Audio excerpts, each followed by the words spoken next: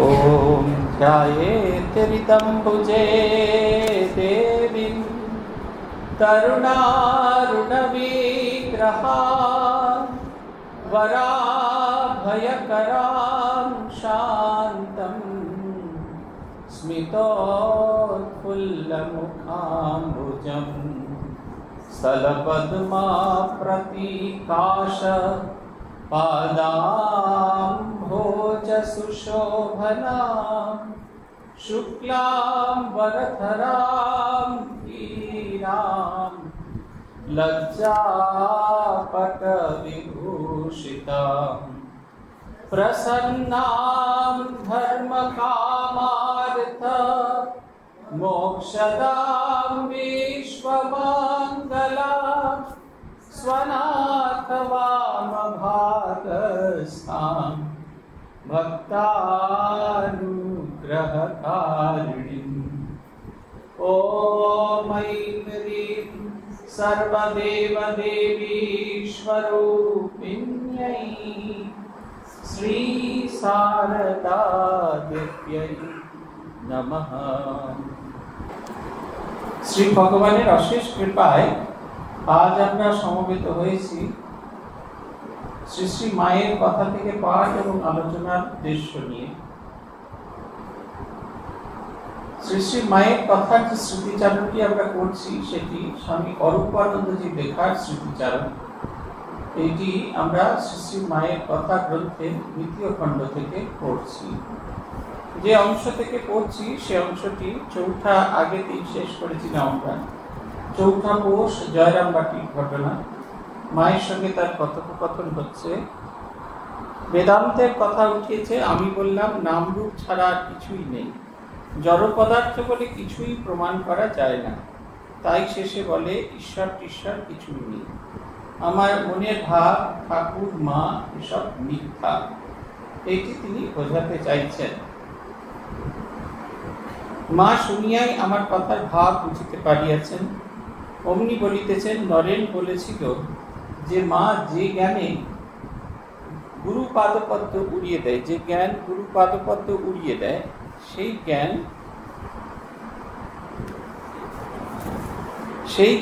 যে জ্ঞান গুরু পাদপদ্ম উড়িয়ে দেয় সে তো অজ্ঞান। গুরু পাদপদ্ম উড়িয়ে দিলে জ্ঞান দাঁড়ায় কোথায়? তুমি জ্ঞান চচ্চড়ি ছেড়ে দাও, তাকে কে জানতে পেরেছে? সুখ, ব্যাস, শিব, ভদ্র, টেও, পিঁপড়ে। আমি বললাম না, জানবার ইচ্ছা আছে, কিছু কিছু বুঝতেও পারি, কি করে বিচার বন্ধ হবে? মা বললেন, ঠিক ঠিক পূর্ণ জ্ঞান না হলে বিচার যায় না। এটা হচ্ছে কথা। এই আমরা নামের রূপের মাঝখানে যতক্ষণ থাকবো ততক্ষণ আমাদের কোনোভাবে মুক্তি হবে না। বলছেন রাম রূপের পারে যাওয়ার কথা বলছেন। নাম রূপের পারি আমাদের সকলের যাওয়ার কথা, ওটি হচ্ছে আমাদের লক্ষ্য। আগের দিন আপনাদের বলেছিলাম একটি ঘটনা, স্বামীজির জীবনের ঘটনা। মিস ব্লোজেটের বাড়িতে গিয়ে স্বামীজি দেখেছিলেন, মিস ব্লোজেট দেখলেন স্বামীজি একটি, তার সমস্ত ভালো ভালো গুণ আছে, কিন্তু একটি অদ্ভুত গুণ আছে, সেটা হচ্ছে নিজের রূপের প্রতি একটা অদ্ভুত আকর্ষণ আছে। তিনি বারবার নিজেকে আয়নায় দেখছেন। তারপরে স্বামীজি দিকে তাকিয়ে এই ভাবনা ভাবা মাত্র স্বামীজি বলছেন, না বাছা, আমি নিজেকে দেখছি না, আমাকে দেখতে কেমন সেটাই ভুলে যাচ্ছি। এই যে রূপের পারে আমাকে দেখতে কেমন, নিজেটা আমরা ভুলে যাই। আমাদের মায়েরা যখন ছোট শিশুকে বড় করতে থাকেন তখন তাদের দেখতে কেমন, তারা কিরকম দেখতে ছিলেন, এটা মোটামুটিভাবে কাউকে যদি জিজ্ঞেস করা হয় তারা সবাই ভুলে গেছে। কখনো কখনো বিয়ে বাড়ি করলে একটুখানি পরিষ্কার পরিচ্ছন্ন হয়ে যাওয়া যায়, কিন্তু মায়েরা ভুলেই যান। কোনো একটা বিষয়ের ভিতরে এমন ডুবে আছেন, এমন ডুব হয়ে আছেন, সেটা ভুলে গেছেন। স্বামী ব্রহ্মানন্দজি মহারাজের কথা বলেছিলাম। স্বামী ব্রহ্মানন্দজি মহারাজ কিছুতেই ওই আমাদের যে লেগেট হাউস নেওয়া হবে সোনার বাগান, সেই কাগজে সই করতে পারছেন। স্বামী শারদানন্দজিকে ডাকা হলো, তিনি কোঠা এলেন, এসে বললেন, রাজা মহারাজ, তুমি যদি না সই করো তাহলে কি করে হবে? উনি বলছেন, শরৎ, আমার সই করতে এতটুকু কষ্ট নেই, আমার নামটাই কি সেটা আমি ভুলে যাচ্ছি, নিজের নাম লেখার সময় ভুলে গেছি। আমরা আপনাদের উদাহরণ দিয়েছিলাম পূজনীয় গীতানন্দজি মহারাজের শেষের দিকে এরকম অবস্থা হয়েছিল। ওই জিটি লিখে ওই তার উপর চতুর্দিকে গোলপাক খেতে জি এর পরে নামটা কি আছে সেটাও কিছুতে মনে রাখতে পারেন না। এই নাম রূপের পালিতে মানুষের এরকম অবস্থা হয়, তারা আর আমাদের এই সাধারণ যে ভূমিতে সেই ভূমিতে কিছুতেই থাকতে পারেন না। তারা থাকেন বটে আমাদের সন্তুষ্টি বিধানের জন্য, কিন্তু তাদের সেই থাকা একেবারে না থাকারই মতো। মা তাকে বলছেন, নরেন বলেছিল যে জ্ঞান গুরু পাদপদ্ম উড়িয়ে দেয়। গুরু পাদপদ্ম মানে গুরু তত্ত্ব, যে তত্ত্বে আমরা অন্ধকার থেকে আলো দেখতে পাই জীবনে। যে ভাবনা চিন্তা গুরু পাদপদ্মকে উড়িয়ে দেয় সেই জ্ঞান জ্ঞানী। তিনি বলছেন, তখনই সঙ্গে সঙ্গে তিনি বলছেন, তুমি জ্ঞান চচ্চড়ি ছেড়ে দাও। কে জানতে পেরেছে তাকে? ইনি এবার বলছেন, না জানবার ইচ্ছা আছে, কিছু কিছু বুঝতেও পারি। কি করে এই জ্ঞান চর্চার ইচ্ছাটা যায়? বলছেন, পূর্ণ জ্ঞান যতক্ষণ না হবে ততক্ষণ পর্যন্ত এই জ্ঞান চর্চাটি এটি যাবে না। পূর্ণ জ্ঞান হওয়াটি খুব জরুরি। আপনি শুনেছেন যে ওই প্যারামাউন্টের লস্যিতে, সে লস্যির দোকান আছে, সেখানে ডাবের শরবত পাওয়া যায়। আপনি কাগজে পড়েছেন, আমি সবসময় খাবার উদাহরণ দিই, নিজে পেটুক বললেন, এই খাবার উদাহরণ দিয়ে থাকি। বলছেন নিজে গিয়ে দেখেছেন, খবরের কাগজে পড়েছেন, বিজ্ঞাপন দেখেছেন, এমনকি প্যারামাউন্ট হোটেলে ঢুকেও শরবত অর্ডার দেওয়ার সময় চতুর্দিকে যে ডাবের শরবতের ছবি আছে সেটা হাঁ করে দেখছেন। কতক্ষণ অবধি আপনার মনের ভেতরে সংশয়, এটা মিষ্টি হবে না টক হবে? এতে কি যথেষ্ট পরিমাণে সাহস থাকবে কি থাকবে না? এই নানা রকম যে বিষয়বুদ্ধি, সেগুলো আমাদের সবসময় জানিতে করে থাকে। তারপরে এটা হয়ে গেলে যখন আপনি প্যারামাউন্ট শরবত খেলেন, তখন আর আপনার কোনো প্রশ্ন থাকবে। আপনি জানলেন যে এটা এরকম শরবত, এরকমভাবে পিতে, মিষ্টিও নয় টকও নয়, এরকম। এই পূর্ণ জ্ঞান, যতক্ষণ পূর্ণ জ্ঞান হয় তারপরে আর কিছু জানবার সামান্যতম ইচ্ছেটুকুও থাকে না। এটা হচ্ছে কথা। আবার সৃষ্টির কথা উঠলো। এইবার মা দেখুন নিজের স্বরূপ প্রকাশ করছেন। আচ্ছা, এই যে সব অসংখ্য প্রাণী, ছোট বড় সব কি এক সময় সৃষ্টি হয়েছে নাকি? মা বলছেন, চিত্রকর যেমন তুলি দিয়ে চোখটি, মুখটি, নাকটি, এমনকি একটু একটু করেও পুতুলটি তৈরি করেন, ভগবানও কি এমনি একটি একটি করে সৃষ্টি করেছেন?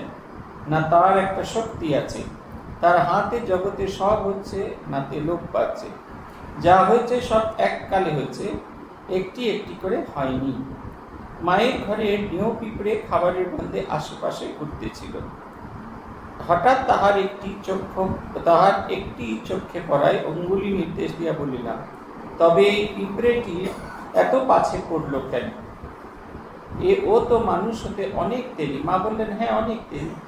পরে এই সৃষ্টির প্রসঙ্গেই বললেন, কল্পান্তে সব যেন ঘুম থেকে ওঠে। এই হচ্ছে কথা। তিনি জিজ্ঞেস করছেন একটা দুটো করে, আজকে পায়রা হয়েছে, কালকে হরিণ হয়েছে, তারপরে দিন টিয়া হয়েছে, এরকম ভাবে হচ্ছে তা নয়। তিনি হলেন সেই সৃষ্টিকর্তা, তার ইচ্ছা মাত্র জগতে সবকিছু সৃষ্টি হয়। তিনি ইচ্ছা করেছিলেন যে জগতে এই আকাশ বাতাস জল, এই প্রকৃতি তৈরি হোক। তিনি ইচ্ছা করেছেন একা থাকবো না, অনেককে নিয়ে, একা আমি বহু হব। নিজের ভেতর থেকে একটু করে সৃষ্টি করেছিলেন। পশু পাখি, জীবজন্তু, তরুণতা, মানুষ, এই সমস্ত কিছু তার ভেতর থেকে সৃষ্টি হয়েছে। আমরা ভুলে যাই যে আমরা ঈশ্বরীয় সত্তা, ঈশ্বরীয় কণা আমাদের ভেতরে আছে, ঈশ্বরের শক্তির কারণে আমরা আছি। কিন্তু আমরা যে ঈশ্বরীয় কণা, এটাই আমরা ভুলে যাই। মানুষ যে সেটাও ভুলে যায় এবং পশুর মতো আচরণ করতে থাকে। এই অ্যালার্টনেসটা আমাদের জীবনে দরকার। বলছেন এই পিঁপড়ে, তার এখন অনেক বাকি আছে। আমরা যখন ছোট ছিলাম, ভালো করে আমাদের বাবা বলতেন একটি কথা, বলতেন যে উজ্জ্বল জীবন যাপন করা দরকার। উজ্জ্বল জীবন যাপন না করতে পারলে দেখাতেন কুকুর যেরকম ড্রেন থেকে জল চেটে চেটে খায়, বলছেন ওই রকম জমিতে জন্ম হবে। উজ্জ্বল জীবন যাপন না করলে পরবর্তী জন্ম কর্মফল অনুযায়ী ওই রকম জমিতে গিয়ে পৌঁছবে, তখন ওই রকম চেটে চেটে জল খেতে হবে। সামান্য একটু জল খাওয়ার জন্য কত রকমের কষ্ট করতে হবে, সেটি কথা তিনি বলতেন। এরপরে আমি জপ তপের কথা জিজ্ঞাসা করলাম। মা বললেন, জপ তপের দ্বারা কর্মপাশ উঠে যায়, কিন্তু ভগবানের প্রেমভক্তি ছাড়া, কিন্তু ভগবানকে প্রেমাভক্তি ছাড়া পাওয়া যায় না। জপ টপ কি জানো? ওর দ্বারা ইন্দ্রিয়গুলোর প্রভাব কেটে যায়। এটা হচ্ছে কথা। জপ তপের মূল উদ্দেশ্য তাই, মনকে একীভূত করা, মনকে ইষ্টনিষ্ঠ করা, এবং যত আমরা ইষ্টনিষ্ঠ হতে থাকবো তত আমাদের মধ্যে এই ভাবটি জাগ্রত হতে থাকবে, তত আমাদের মনের ভেতরে অপবিত্র ভাবনাগুলো আসবে না। বলছেন না ঠাকুর, যে ইষ্টের চিন্তা করে, তার মা বলছেন যে ইষ্টের যে চিন্তা করে নিশিদিন তার অনিষ্ট কোথা থেকে? আপনি সারাক্ষণ ভগবানের চিন্তা করছেন, অন্য চিন্তা তো আসছে না, ফলে পুরনো যে সমস্ত সংস্কার সেগুলি আস্তে আস্তে চলে যাবে। পূজ্যপাদ স্বামী আত্মস্থানন্দজি তার মন্ত্র দীক্ষার দিন পূজনীয় বিজ্ঞান মহারাজের কাছে কতগুলো স্পেশাল ইনস্ট্রাকশন চেয়েছিলেন। উনি প্রথম ইনস্ট্রাকশন যেটা দিয়েছিলেন, নতুন করে আর কি বলবো, বিদ্যাসাগর মহাশয় সৃষ্টি, মানে আজকে বিদ্যাসাগর মহাশয়ের মৃত্যুদিন, বিজ্ঞান মহারাজ বলেছিলেন যে বিদ্যাসাগর মহাশয় সেই পাঠের জীবনের উষাকালে শিখিয়েছেন সদা সত্য কথা বলিবে এবং অপরের দ্রব্য না বলিয়া নিলে চুরি করা হয়, এই দুটো মানলেই হবে। মহারাজ তাও প্রশ্ন করছেন, তাহলে পূর্ব জন্মে বা পূর্ব এই জীবনে দীক্ষিত হবার আগে যে সমস্ত নানা রকম কাজ করে ফেলেছি সেগুলোর কি হবে? তিনি বলেছিলেন, যদি মনে করে থাকো সেগুলো ভুল, তাহলে সেই ভুলটিকে ফেলে দিয়ে আর করবো না এই ভাবনা নিয়ে এগিয়ে যাওয়া। বলছেন ভুলকে ভুল বলে যদি চিন্তাই করতে থাকবো তাহলে ভুলের চক্রের ভেতরে পড়ে যাবো। সাধন ভজন হচ্ছে তাই আমাদের এগিয়ে নিয়ে যাওয়ার সোর্স। কেউ একজন যেন হাত ধরে আমাকে পাঁক থেকে টেনে তুলে তারপরে সেই সাধন ভজনের শক্তি দিয়ে আমার সারা শরীর থেকে কালিমা মুক্ত করে আমাকে শুদ্ধ পবিত্র অপাপবিত্র করে এগিয়ে নিয়ে যাওয়ার কথা বলছেন। এই হচ্ছে সাধন ভজনের মূল উদ্দেশ্য। এইটির কথা তিনি বারবার বলছেন। এর ফলে ইন্দ্রিয়গুলির প্রভাব কমে যায়। আমাদের মন নানা দিকে ছড়িয়ে গেলে তখন আমাদের ইন্দ্রিয় এইসবগুলো চায়। এই ধরুন আর কদিন বাদে পুজোর হবে, বাজার করা শুরু হবে, তার আগে উইন্ডো শপিং হবে, ঘুরে ঘুরে দেখে এবং নিজের ভেতরে সেই ইচ্ছাগুলোকে জাগানো। এইবার ওইখানে এইটা দেখেছি, সেই রকম একটা জামা কাপড় পোশাক আশাক সব কিনতে হবে। কিন্তু যদি আপনি নিশিদিন সাধন ভজন জপ ধ্যান করেন তাহলে এইগুলোর প্রতি আপনার আকর্ষণ বা এইগুলোর কথা আপনার এতটুকু মনে পড়বে না। ললিত চাটুর্যের কথা উঠিল। কয়েক মাস যাবৎ তার খুব ব্যারাম সংকটাপন্ন অবস্থা। মা তাকে খুব ভালোবাসতেন এবং তার জন্য বিশেষ চিন্তিত। বলিতেছেন, ললিত আমাকে কত টাকা দিত, তার গাড়িতে করে বেড়াতে নিয়ে যেত। দক্ষিণেশ্বরের ঠাকুরের সেবায় ও কামারপুকুরের রঘুবীরের সেবায় অনেক টাকা দেয়। আমার ললিতের লক্ষ টাকার প্রাণ, অনেকে টাকা থেকেও বিপদ। এটা হচ্ছে প্রথম কথাটা শুনলে মনে হবে মাকেও বশ করে ফেলা যায় টাকার দ্বারা, কিন্তু তা নয়। শেষ কনভারসেশন, শেষ বাক্যটা এখানে বলছেন আমার ললিতের লাখ টাকার প্রাণ, অনেকে টাকা থেকেও বিপদ। যে তার শুধু টাকা আছে তাই না, তার দিলটাও বড়, হৃদয়টাকে খুব বড় করতে হয়। হৃদয়টাকে যদি খুব বড় করে না দেওয়া যায় তাহলে কিন্তু হয় না। এনার গল্প আমি অনেকবার করেছি, শুধু নাম করি না। এই দিদিমণি আমাদেরকে মনসাদ্বীপে গিয়ে বললেন, মহারাজ আপনাকে 5,000 টাকা দেবো। খুব ভালো। অফিসে এলেন, চেকও লিখে দিলেন। চেকটা যে দিয়ে দিয়েছেন আমাকে, আমি চেকটার দিকে তাকিয়ে দিয়েছি, চেকটা 3,000 টাকা। আমি বললাম, দিদি এটা যে 3,000 টাকা। বলছে, জানেন তো 5,000ই দেবো বলে লিখেছিলেন। কিন্তু মন এত সংকুচিত, 3,000 কখন যে লিখে ফেলেছি নিজেই বুঝতে পারছি। আবার তিনি একটা 2,000 টাকা চেক দিলেন। এই যে মনের ভেতরে যে এটা থাকে আমাদের, সবসময় আমরা নিজেদেরকে উজাড় করে করতে পারি। এই লক্ষ টাকার প্রাণ যেটা বলছেন এইটা উদার, এই লক্ষ টাকার প্রাণ উদার। বলছেন যার অর্থাৎই সে ভক্ত। ভগবানের মা বলছেন, যার আছে সে মাপো, যার নেই সে জপ, আর যার নেই সে ভগবানের নাম জপ করুন। এই উপায়ে ভগবানের কৃপা লাভ করা যায়। যার আছে সে মাপো, যার আছে সে দিক, যার নেই, যার কিছু নেই, সে ভগবানের জন্য ভগবানের কাছে প্রার্থনা করুন। ভূতেশানন্দজি মহারাজ আমাদের বলতেন যে কেউ কারোর জন্য কিচ্ছু করতে পারেন, এই কথাটা আমি বিশ্বাস করি না। বলছেন কিচ্ছু করতে না পারলে খোলা আকাশের তলায় গিয়ে দাঁড়িয়ে বলবে, এই জগৎ সংসারে যে যেখানে আছে সবাই যেন সুখে থাকে, সবাই যেন ভালো থাকে, সবাই যেন আনন্দে থাকে। অন্যদিকে অন্য এই জগতে সবার কল্যাণ প্রার্থনা করতে করতে।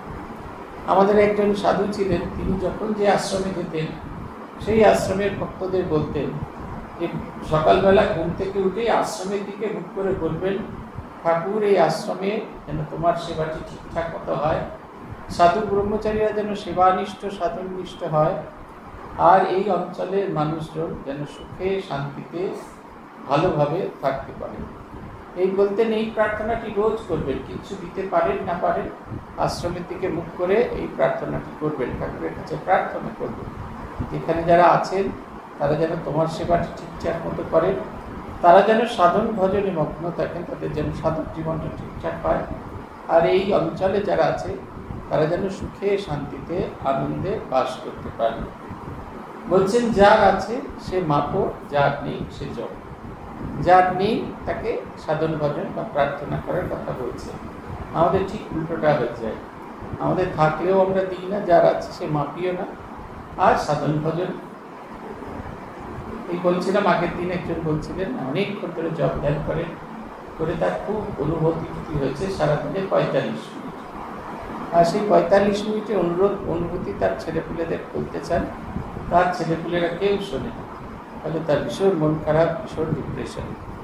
আমার সাধন ভজন করে যে অনুভূতিগুলো হচ্ছে, আমরা অনেকেই মনে করি, আমিও ব্যক্তিগতভাবে মনে করতাম ছেলেবেলায়, যে সাধন ভজনটা বোধহয় পুরি মারা ব্যাপার, যাবো গিয়ে বসবো, একবারে সঙ্গে সঙ্গে মন একেবারে লীন হয়ে যাবে, আর একেবারে ভগবানের কাছ হাত ধরে তার সঙ্গে বৃন্দাবন বিহার টিহার করে আসবো, সায়েন্স সিটি এসব দিকে দিকে ফেরত এসে আবার তাকে বসিয়ে দেবো।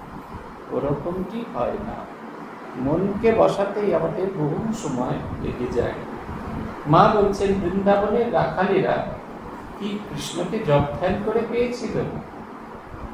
কিভাবে পেয়েছিল না, তারা আয় রে খা রে নিয়ে রে এই করে কৃষ্ণকে পেয়েছিল। তার ভালোবাসা না পেলে তার জন্য প্রাণ ব্যাকুল কেন হবে? মা বলছেন তাই তো, সেটি তার কৃপা। এই যে ভগবানকে যে ভালোবাসতে হয় সেটা তাকে আপনার করে নিলে তাকে পাওয়া যায়। তখন এই সাধুটি বলছেন যে যদি ভগবানও না ভালোবাসেন, ভগবানের ভালোবাসাও যদি না পাওয়া যায়, তাহলে ভগবানকে কেমন করে ভালোবাসবো? মা বলছেন সেটি মার কৃপা। শশী মহারাজ গিয়েছেন এই জানুয়ারি মাসের 16 তারিখে, 1886 সালের 16 তারিখ। সেদিন খুব ঠান্ডা পড়েছে, মকর সংক্রান্তি পরপর। ঠাকুর রাত্রিরে বেড পান ব্যবহার করেছেন, ইউরিন পট ব্যবহার করেছেন। শশী মহারাজ কাশীপুরে দোতলা, যেখানে আপনারা সিঁড়ি দিয়ে নামে, ওখানে আগে একটা টয়লেট ছিল, সেই টয়লেটে বেড প্যানটা পরিষ্কার করতে গেছেন। ঠাকুর দেখছেন খোলা বারান্দা, ভীষণ ঠান্ডা পড়েছে, শশী মহারাজের গায়ে কোনো গরম জামা কাপড় নেই, গায়ের চাদরটা, গায়ের ওই ধুতির যে কোটটা সেটা দিয়ে গাটা ঢেকে আছে। শশী মহারাজ ফিরে এলেন, এসে দেখলেন যে ঠাকুর হামাগুড়ি দিতে দিতে দেওয়ালের কাছে একটা পেরেকে একটা শাল ঝুলিয়ে রাখা ছিল, সেইটা ধরে ধরে টানছেন। শশী মহারাজের মন অভিমান হলো যে ঠাকুরের এত কষ্ট হচ্ছে, আমি বুঝতে পারিনি। ঠাকুরকে তিনি বললেন, আমাকে তো বলতেই পারতেন, আমি এটা পেরে দিতাম। ঠাকুর বললেন ওটা আমার জন্য নয়, তোর জন্য। শশী মহারাজ একবারে ঝরঝর করে চোখ দিয়ে তার জল পড়ছে। পরবর্তীকালে শশী মহারাজ এই স্মৃতি কথা বলতে গিয়ে বলেছিলেন, আমরা কি শুধু ঠাকুরকে ভালোবাসেছিলাম, তিনিও আমাদের খুব ভালোবেসেছিলেন। তার কৃপা কথাটার অর্থ হচ্ছে আমরা যদি তাকে ভালোবাসি, তার কাছ থেকেও ভালোবাসা আসবে। জগতে যাকে যা কিছু দেবেন সেটা ফেরত আসবেই। অনেক সময় আমরা বলি না না এরকম নয়, জগতে কত ভালো ভালো জিনিস দিয়েছে, খারাপ দিলে ফেরত এসছে। অতএব তখন নিজেকে প্রশ্ন করুন, উজাড় করে দিয়েছে কিনা। আমার ভালোবাসা দেওয়ার কথা উজাড় করে, কিছু না চেয়ে ভগবানের কাছ থেকে চাইতে হয়, ভগবানের কাছ থেকে ভালোবাসা চাইতে হয়, ভগবানের কাছে শক্তি চাইতে হয়। তাকে যেমন ভালোবাসি এবং তোমাকে ভালোবাসবার শক্তিও তুমি আমায় দাও। 15ই পৌষ, জয়রামবাটি, সকাল 8টা-9টার সময় আমি গিয়া দেখি মা ঘরে বসিয়া পান সাজিতেছেন। আমি কাছে বসিয়া কথা কইতে লাগিলাম। মা বললেন, আমি জিজ্ঞাসা করলাম, মা এত দেখি শুনি তো ভগবান আপনার মা বলে জানতে পারলাম না। মা বললেন, বাবা আপনার না হলে তো আসবে কেন? যে যার সে তার যুগে যুগে অবতার, আপন মা সময়ে চিনবে। এটা হচ্ছে কথা। ভগবান যে আমার নিজের আপন, এটা অনেক সময় আমাদের বোধ হয় না, খানিকটা মেকানিক্যাল, বিশেষ করে ভক্তবাড়ির ছেলেদের। তাদের যখন জোর জার করে নিয়ে যাওয়া হয়, ঠাকুরকে প্রণাম করো, একে প্রণাম করো, অনেকটা সময় করে ফেলে, কিন্তু ওটা ভক্তিটা ভালোবাসাটা থাকে না। যতক্ষণ না জীবনের উপলব্ধি হয়, যতক্ষণ না আমরা জীবন দিয়ে অন্তর থেকে ভগবানকে ভালোবাসতে না পারি, ততক্ষণ পর্যন্ত হয় না। তিনি আমাদের আপনার। এই যে বারবার আসা যাওয়া আপনার না হলে কেন হয়? আমরা দেখতাম, আমরা প্রত্যেক সপ্তাহে মহারাজের কাছে যেতাম, তো মহারাজ আমাদের যত ভালোবাসতেন তার চেয়েও বেশি ভালোবাসতেন। মাঝে ভালোবাসা খারাপ ছিল না, তার চেয়েও বেশি ভালোবাসতেন যারা রোজ অনেক দূর দূরান্ত থেকে আসতেন। একজন দিদি আসতেন, স্কুলে পড়াতেন, যাদবপুরের কাছে স্কুলে পড়াতেন। সেইখান থেকে 3-4টে বাস পেরিয়ে ছুটতে ছুটতে এসে পৌঁছতেন। মহারাজ প্রণাম থেকে উঠতেন না, অপেক্ষা করে থাকতেন মঞ্জু আসবে, তারপরে তিনি উঠতেন। ওনার নাম মঞ্জি নন্দী মজুমদার। তিনি ছুটতে ছুটতে আসতেন, মহারাজ তার প্রণাম নিয়ে তবে ওপরে উঠতেন। এই যে ভালোবাসাটা, আমি যদি তাকে ভালোবাসি, আমার কাছ থেকেও ভালোবাসা আসবে। কিছুক্ষণ পরে আমার মা বা ভাইয়ের কথা বলিলাম। বাপ মা মানুষ করেছেন, এখন দেহান্তে তারা কোথায় কিভাবে আছেন জানি না। মা ভাইদের যাতে সুমতি হয় তাই আশীর্বাদ করুন। মা বলিলেন, সবাই কি তাকে চায়? এই বাড়িতেই এত লোক আছে, সবাই কি আমাকে চায়? একটু পরেই আমাকে বলিতেছেন, বিয়ে করো না, সংসার করো না। বিয়ে না করলে আর কি, যেখানেই থাকো সেখানেই স্বাধীন। বিয়ে করাই হচ্ছে মহাপাপ। মা, আমি বললাম আমার ভয় হয়। মা বললেন, না, কোনো ভয় নাই, ঠাকুরের ইচ্ছা। আমি বললাম, মন নিয়ে কথা, মন ভালো থাকলে যেখানেই থাকি না কেন, মা তুমি দেখো আমার মনটা যেন সবসময় ভালো থাকে। মা বলছেন, তাই হবে। শুধু বিবাহ না করে থাকলে হবে না, আমার মনটাকেও যেন ঈশ্বরাভিমুখী করতে পারি, ভগবানকে চাইবার ইচ্ছাটা যেন আমাদের মনের ভিতরে সবসময় সদা সর্বদা জাগ্রত হয়। বিয়ে যারা আপনারা করেছেন, আপনারা হারে হারে জানেন, বহু জিনিস না চাইতেও করতে হয়। তারপরে কত রকমের বন্ধন, নিজেদের ইচ্ছা থাকে না।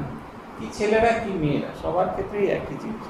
শুধু মেয়েদের চাপ আছে তা নয়, কিন্তু ছেলেদেরও খুব চাপ আছে, একেবারে ভীষণ রকমের চাপ আছে। তাই বন্ধন মুক্ত হওয়ার একটাই উপায় হচ্ছে এই সমস্ত বন্ধনে না পড়া। তবে এই সমস্ত ইয়েতে না পড়ে যদি ভালোভাবে থাকতে চাই, তার জন্য চাই শুধুমাত্র বন্ধন মুক্তি, বিয়ে না করাটাই শেষ কথা নয়। মনটাকে ঈশ্বরাভিমুখী করা, মনটাকে যদি উচ্চ চিন্তায়, উচ্চ ভাবনায় ডুবিয়ে না রাখতে পারি, তাহলে কিন্তু কিছুতেই কিছু হবে না। 18ই পৌষ আজ মায়ের জন্মতিথি। প্রবোধবাবু কয়েকদিন হইলে আসিয়াছেন। গতকাল তিনি মায়ের জন্মতিথি উপলক্ষে ঠাকুরকে ভোগ দিবার জন্য আমাদের 5টি টাকা দিয়েছেন। ভেবে দেখুন, এখন 10,000 টাকা হলেও ভোগ দিতে খুব অসুবিধা হয়, 5 টাকায় ভোগ হয়ে যাচ্ছে। মা আমাকে বলিলেন, তোমরা তো বিশেষ কিছু করছো না, আমি একখানা নতুন কাপড় পরবো, ঠাকুরকে একটু মিষ্টান্নাদি করে ভোগ দেওয়া হবে, আমি প্রসাদ পাবো, এই আর কি। পূজা করে মা তার ঘরের চৌকির ওপর দক্ষিণ পাশে দুয়ারের নিকট পা ঝুলাইয়া বসিয়াছেন, একখানি নতুন কাপড় পরিয়াছেন। প্রবোধবাবু গিয়ে মায়ের পায়ে ফুল দিলেন। আমি দুয়ারের পাশে বারান্দায় দাঁড়িয়ে আছি। মা আমাকে বললেন, ওই তুমি দেবে না? নাও, ওই ফুল নাও। আমি ফুল লইয়া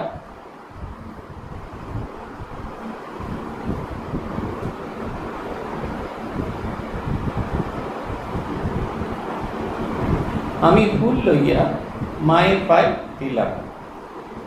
বলছেন, মধ্যাহ্নে খুব প্রসাদ পাওয়া গেল। প্রবোধবাবুর অফিস, তাই তিনি কলকাতায় রওনা হলেন। আমার আমাশা হওয়াতে আর যাওয়া হইল না। মায়ের জন্মতিথি দেখুন কি সিম্পল, এখন তো আমাদের এক সিম্পল ব্যাপারই নেই। ছোট আশ্রমে মায়ের জন্মতিথি করতে গেলে জয়মা জয়মা জয়মা করতে করতে কত জিনিসপত্র জোগাড় হতে থাকে। আমাদের এখানে দুর্গা পুজোয় মা 4 দিন পড়বেন, এত লোকে সবাই বলছে আমি দুর্গা পুজোতেই পড়াবো, অন্যান্য তিথিতে কেউ পড়াবে না, দুর্গা পুজোতে মা বেনারসি আনারসি সব করতে থাকবে। এই হচ্ছে অবস্থা। ওই রকমটি হলে হবে না। মা কি সুন্দর সাধারণ ঠাকুরকে প্রসাদ দিলেন, আর তখন তো মিষ্টি কিনতে পাওয়া যেত না, মিষ্টি তৈরি হবে। মিষ্টি তৈরি হবে না, হালুয়া তৈরি করে একটা বড় থালায় রাখা হতো, তারপর ছুরি দিয়ে কেটে কেটে বরফির মতো করে দেওয়া হতো, সেই হচ্ছিল মিষ্টি। এই ছিল তখনকার মিষ্টি। আর বড়জোর গজা তৈরি করে, নিমকি তৈরি করে চিনির রসে ভিজিয়ে সেগুলো নিবেদন করে। এই হচ্ছে মিষ্টি।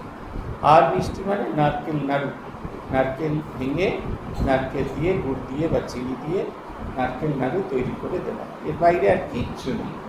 আমরা যে মনসাদ্বীপে ছিলাম ওখানে তো মিষ্টি পাওয়া যায় না, তাই নানা রকমের নারকেলের মিষ্টি তৈরি হতো এবং সেই সব জিনিস তারা নিয়ে আসতেন ঠাকুরকে নিবেদন করার জন্য। মা দেখুন কীরকম কতটা এগিয়ে এসছেন আমাদের কাছে, আমরা অতটা এগিয়ে যেতে পারিনি, তাই আমাদের এত কষ্ট হয়। প্রবোধবাবু প্রণাম করে ফুল দিয়েছেন আর ইনি লাজুক দৃষ্টিতে দরজার পাশে দাঁড়িয়েছেন। মা ডাকছেন, ডেকে বলছেন আমায় প্রণাম করুন। আমাদের মনে হতে পারে যে মা নিজের ইচ্ছায় আমাদের হাত থেকে প্রণাম নিচ্ছেন, তা কিন্তু নয়। মা আমাদের প্রণাম নিচ্ছেন এই কারণে যাতে আমাদের কল্যাণ হয়। পূজ্যপাদ প্রমেয়ানন্দজি একবার তার একটি বক্তৃতায় বলেছিলেন, জগন্নাথের রথ এমনি হুড় করে চলে, তাকে টানতে হয় না। তাহলে আমরা জগন্নাথের রথ টানি কেন? নিজেদের পবিত্র করবো। মা ঠাকুরকে কেউ যদি প্রণাম না করে, মায়ের কৃপা কি হবে না? মায়ের কৃপা সবসময় হবে।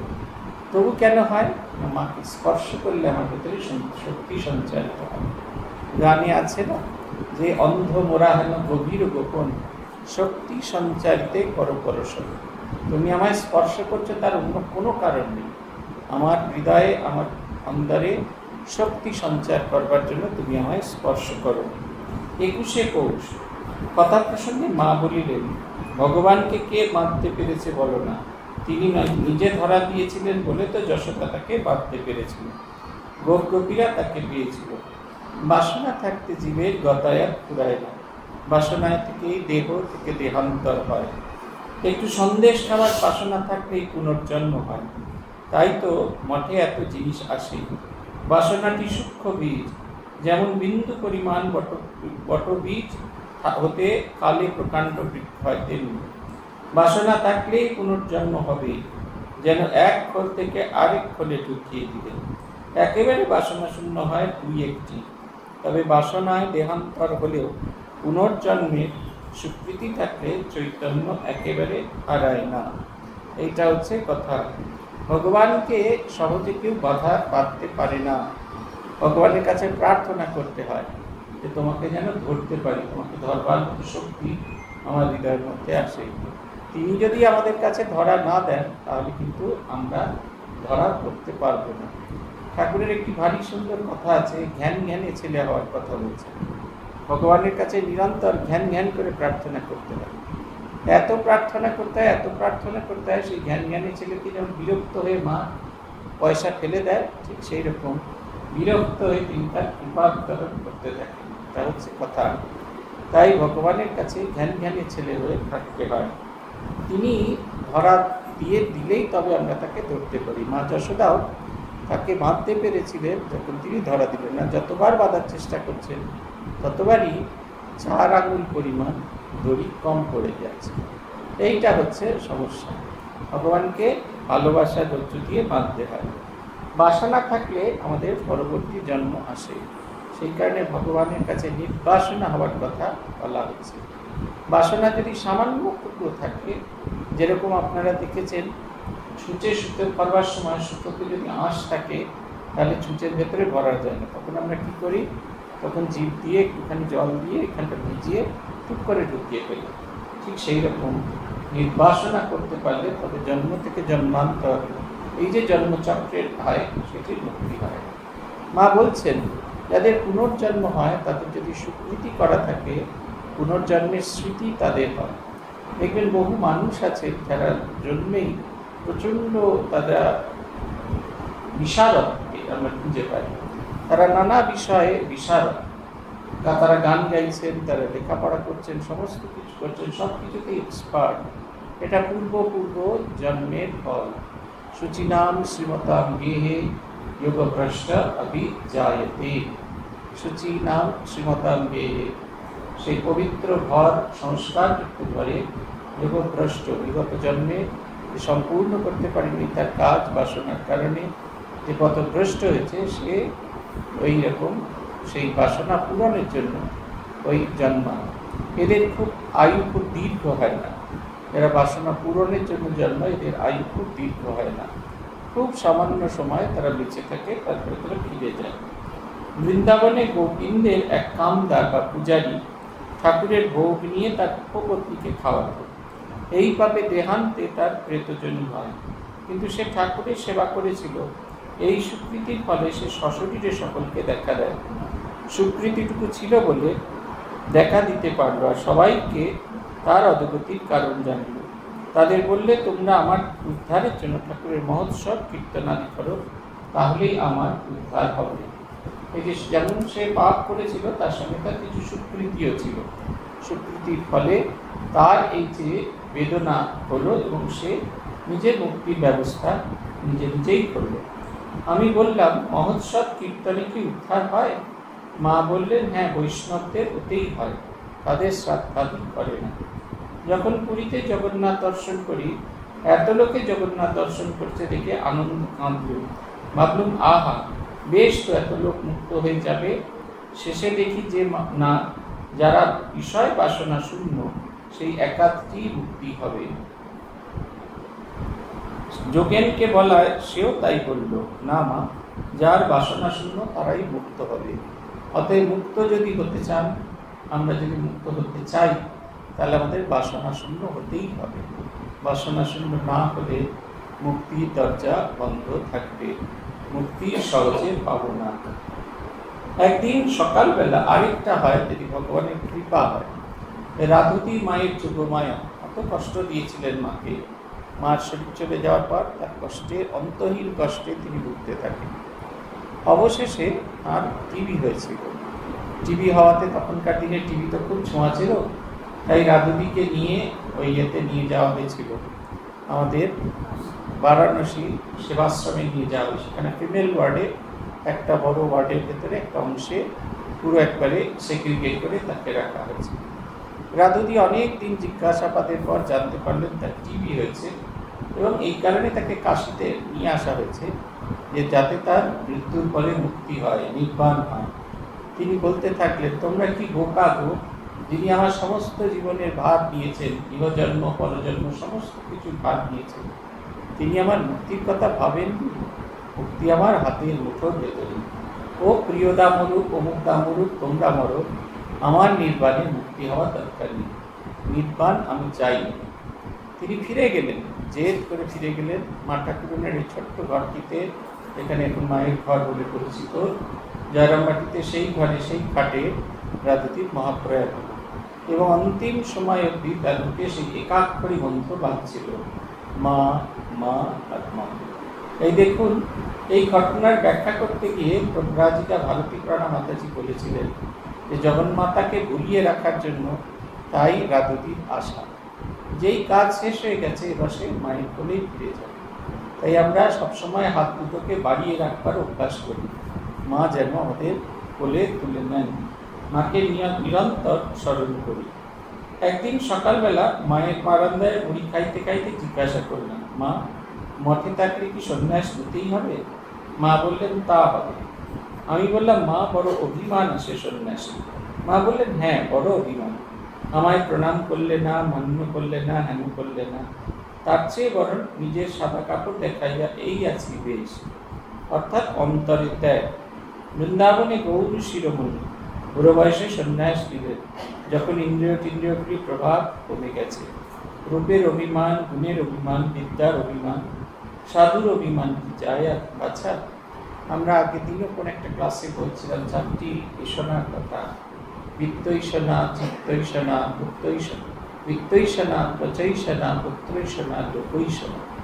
এই চারটি প্রমুখ ঈশনা বা বিষয়বস্তুকে ত্যাগ করতে বলা হয়। আমার অনেক অর্থাদি হবে সেইটি, আমার পুত্র পৌত্রের মানে শিষ্য প্রশিষ্য অনেকে হবে, আমায় দেখতে খুব সুন্দর হবে, 90 বছরে আমাকে একবারে 15 বছরের যুবকের মতো দেখাবে, কিন্তু এই তিনটে তবু যায়, কারণ চামড়া কুঁচকবেই, আপনি যাই করুন না কেন চামড়া কুঁচকবেই।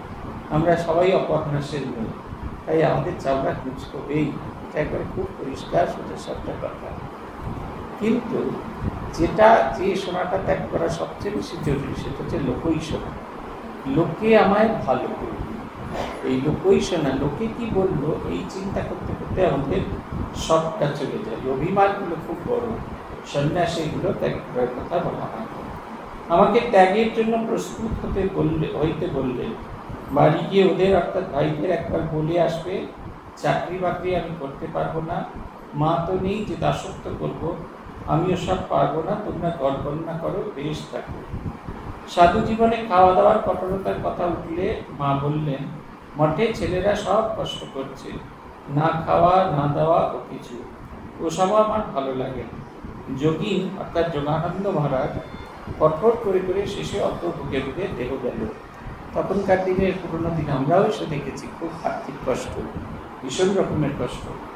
আরোগ্য ভবনে স্বামী ব্রহ্মানন্দজি মধ্যে 2 শিষ্য থাকতেন পাশাপাশি করে, কাশীশ্বরানন্দজি এবং দেবানন্দজি। একদিন মহারাজ বললেন, আজকে না খুব পুষ্টিকর খাবার দিয়েছে। কি? একটা সিঙ্গাপুরি কলা, একটাই সিঙ্গাপুরি কলা কেটে 2 ভাগ করে দুজনকে দিয়েছে। তারা শ্রীমাকে দেখেছেন, স্বামী ব্রহ্মানন্দজি মাঝে মন্ত্র শিষ্য, তাদের কাছে এটাই অনেক অনেক প্রাপ্তি। আমাদের মনে আছে আমরাও যখন সাধু হতে এসেছি, ঘড়িগুলো সব খারাপ হয়ে গেছে। পূজনীয় আত্মস্থানজি তখন সাধারণ সম্পাদক, তাকে গিয়ে বললাম, মহারাজ আমাদের ঘড়ি খারাপ হয়ে গেছে, সকালে ঘুম থেকে উঠতে খুব অসুবিধা হচ্ছে, অ্যালার্ম বাজছে না। তো সবাই নতুন নতুন ঘর ছেড়ে এসেছি, সবার তার 4টের সময় ওঠার অভ্যাস নেই। মহারাজ বলেন, মনকে ঘড়ি বানিয়ে না, ঘড়ি কিনতে হবে কেন? আমাদের আর ঘড়ি কেনা হলো না। চলে যাওয়ার সময় প্রায় কাছাকাছি সময় ঘড়ি এলো। মহারাজ কাউকে বলতে পারবেন না ঘড়ি দাও, এই কথাটিও বলতে পারতেন, এবং তার কাছেও এত টাকা ছিল না তিনি ঘড়ি কিনে দেবেন। খুব আর্থিক কষ্ট ছিল। ভূতেশানন্দজির কাছে শুনি, তারা ওঙ্কারানন্দজির নেতৃত্বে ভাড়ায় করে গঙ্গা জল তুলতেন। অষ্টমী, নবমী, দশমী, একাদশী 4টি দিন বড় বড় ইয়েতে করে জল তুলতেন। সেটা হচ্ছে খাবার জলের জন্য তোলা হতো, আর বাকি রোজ তুলতে হতো পায়খানা বাথরুমের জন্য জল।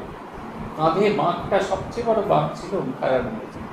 সব জল টল তুলে বাথরুম টাথরুম ভর্তি করে তারা যখন আসতেন, তখন দেখতেন সকালে একটা সিগারেট কৌটোর যতটুকু সিগারেটের টিনের যতটুকু, সেইটুকু হচ্ছে মুড়ি। আর ভান্ডারি বলতেন, ভাই ওপরটা একটু কেটে নাও, মানে মুড়ি তোলার সময় ওপরটা উপচে থাকে, তো ভান্ডারি বলতেন ওপরটা একটু কেটে নাও। সেই কেটে নিয়ে যে মুড়ি খাওয়া, সেটাও শেষ হয়ে গেছে, চাও শেষ হয়ে গেছে। তখন অখণ্ডানন্দ বলছেন, আয় ভাই, আমরা পেট ভরে জল খাই, খেয়ে পড়াশোনা করতে বসি। ভূতেশানন্দজি বলতেন, কারুর যদি অসুখ করেছে, প্রথম দিন দুধ বার্লি খেয়েছে, দ্বিতীয় দিন দুধ বার্লি যখন হলো তার খানিক বাদে ভান্ডারি এসে হাজির। তৃতীয় দিনও যায় না। দ্বিতীয় দিনের জন্য জিজ্ঞেস করছে, তুমি কি একটু শক্তি টক্তি পাচ্ছ, বল টল পাচ্ছ? হ্যাঁ পাচ্ছি। তাহলে সেই দুধ বার্লিটা অন্য আরেকজনের জন্য অ্যালট হবে। আপনারা বেলুড় মঠের পায়েসের কথা বলেন তো, আগে একটা ছোট্ট বাটিতে করে পায়েস হতো, একটা চামচের মাথায় করে ওই ফোটা ফোটা ফোটা ফোটা করে পায়েস দেওয়া হতো, তাহলে পুরো পঙ্গতে পায়েস দেওয়া হতো। মহারাজ বললেন, আমরা ঠিক করলাম একটা পঙ্গতে একটা লাইনে আমাদের বেলুড় মঠে 26 জন বসে, 13-13-26 জন। আমরা ঠিক করে নিলাম এক একদিন এক একজনে 1 চামচ করে পায়েস খাবে, আর বাকিরা সেই পায়েসটি কন্ট্রিবিউট করবে। এখনো পর্যন্ত ঠাকুরের যে ভোগ আসে, এক একদিন এক একটা লাইনে এই 1 চামচ 1 চামচ করে দিতে দিতে দিতে দিতে তারা থাকে। সবাই যে আমরা প্রত্যেক দিন ঠাকুরের ভোগ খেতে পারবো তা না। যা সাধারণের খাবার, ভাত ডাল চচ্চড়ি, এটা সবাই পাবে, চাটনি দই পায়েস সবাই পাবে। পায়েস অবশ্য এখন একটু পাওয়া যাচ্ছে, গরমকালে একেবারেই পায়েস পাওয়া যায়। তিনি বলছেন, এই ত্যাগটি আমার দরকার নেই। সাধু জীবনের কঠোরতা বেশি করতে করতে ভুগে ভুগে মরে। শশী মহারাজের তীব্র হয়েছিল, যক্ষা হয়েছে। এমন যক্ষা, এত ভয়ঙ্কর যক্ষা ছিল, শশী মহারাজের কোনো কিচ্ছু নেই, কাপড় চোপড়, তার ব্যবহৃত বিছানা, তার ব্যবহৃত জিনিসপত্র কিচ্ছু নেই। শুধু শশী মহারাজের হাতে লেখা কিছু কিছু জিনিসপত্র সেগুলো আছে। শশী মহারাজের স্মৃতি বলতে প্রায় কিছু নেই। রাত্রে মায়ের সঙ্গে কথা হইতেছে। মা, আমি বলিলাম, মা, ভগবানের কৃপা হলে যখন তখন হয়, সময়ের অপেক্ষা রাখে না। উত্তরে মা বললেন, তা বটে, কিন্তু জ্যৈষ্ঠ মাসে যে আমটি হয় তা যেমন মিষ্টি, তা অন্য মাসে তেমনটি হয়। মানুষ অকালে ফলাবার চেষ্টা করছে। দেখো না, এখন আশ্বিন মাসে কাঁঠাল হয়, আম হয়, কিন্তু কালের মতো কি আর মিষ্টি হয়? ঈশ্বর লাভের পথও তেমনি। এই জন্মে হয়তো জপ তপ করলে, পরজন্মে হয়তো ভাব উপনীত হলো, তারপর জন্মে হয়তো একটু একটু হলো, এইভাবে আর কি। এটি একবারে একটা ক্রমান্বয় পদ্ধতি। আজকেই জপ ধ্যান করলাম, আজকেই দীক্ষা হলো, সঙ্গে সঙ্গে হয়ে গেল, ওরকমটি হবে না। সে দিদিমণি এসেছিলেন আমার কাছে, তিনি অন্য জায়গা থেকে মন্ত্র দীক্ষা নিয়েছেন। তিনি কেন রামকৃষ্ণ মিশন থেকে দীক্ষা নিতে চান? কারণ তিনি শুনেছেন আমাদের মন্ত্রটা একটু উন্নত, তাই মন্ত্রটাকে আপগ্রেড করতে এসেছেন। ইস কম্পিউটার সিস্টেম নয়, এটাকে আপগ্রেড করা যায় না, জীবনযাপন করতে হয়। যত জীবনযাপন করতে পারবেন তত দেখবেন আমাদের জীবনগুলো ঠিক হবে। হঠাৎ কিছু করিয়া দেওয়া সম্পর্কে বললেন, ভগবান বালক স্বভাব, কেউ চায় না তাকে দেবে, কেউ চায় তাকে দেবে না, সব খেয়া। ভগবানের কৃপা হলে সব হয়।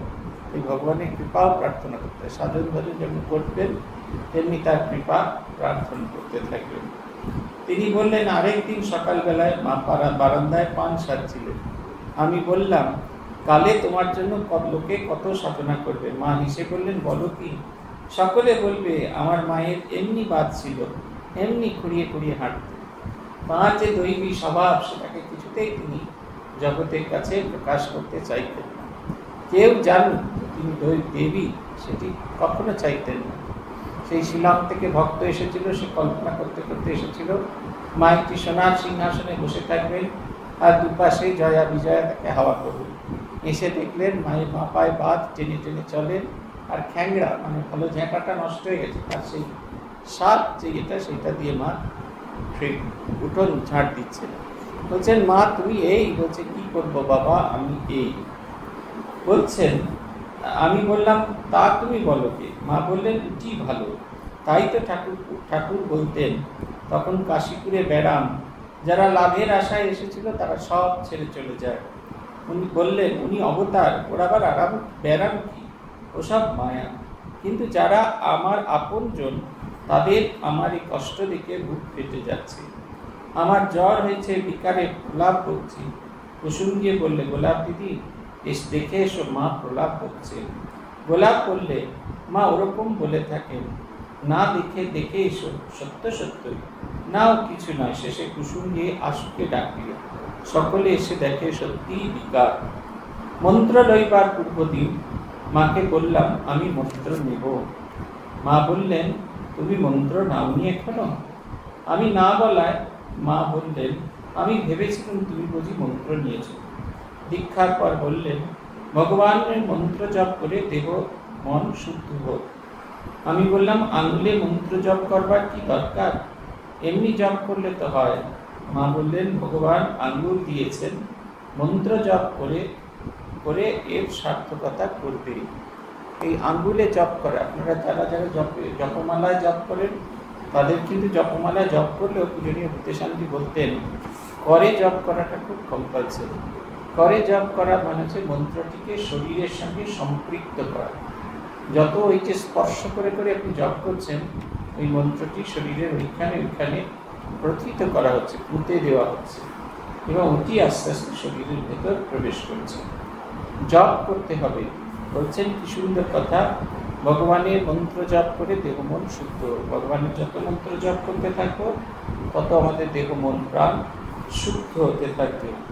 আর তার সঙ্গে এইটিকে করা মানে একটা অ্যালার্টনেস, যুক্ত হয়ে থাকা।